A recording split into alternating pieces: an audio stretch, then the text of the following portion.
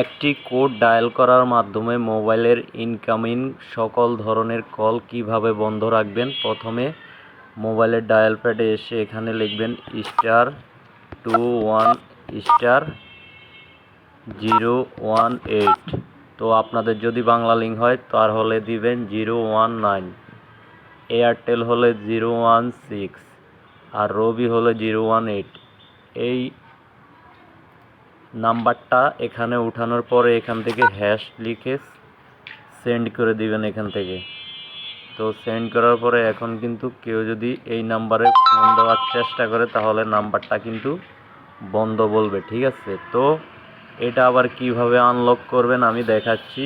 *21# এটা ডায়াল করলে এটা কিন্তু এখন আনলক হয়ে গেছে, ঠিক আছে।